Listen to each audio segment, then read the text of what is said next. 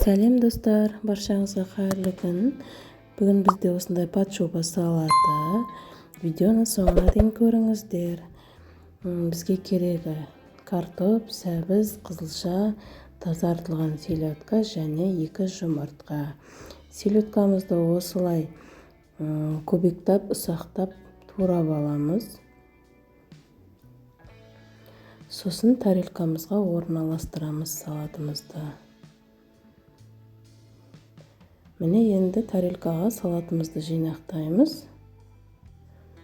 Бірінші астына осылай селедканы төсеп аламыз. Бірінші слойына картопты өткіземіз.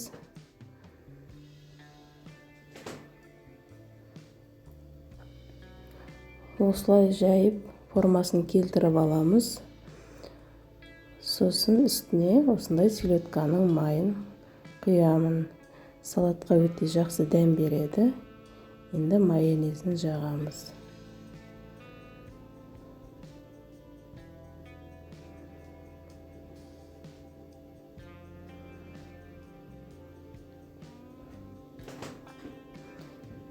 Енді осылай сәбізді де жасап аламыз. Үккіштен өткізіп, оның үстіне де осылай селедканың майын және майонезді құйып шығамыз. Осылай салатымызды жинақтаймыз.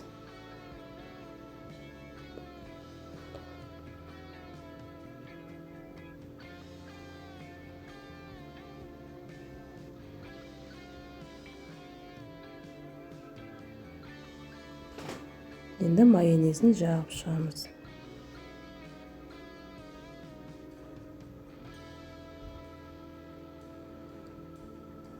Енді үшінші слой бізде қызылша. Не осылай формасын келтіріп отырамыз. Төменге рецептісін қалдырамын, достар. Осылай жасап көрсеңіздер болады. Арасына селедканың майын құюды ұмытпаймыз. Өте жақсы дәм береді. Міне салатымызды осылай формаға келтіріп жинап аламыз. Салатымыз да дайын болып қалды. Міне осылай форма жасап алдық. Енді үстіне 2 жұмыртқамызды, бірінші ағын, екінші сарысын өткіземіз.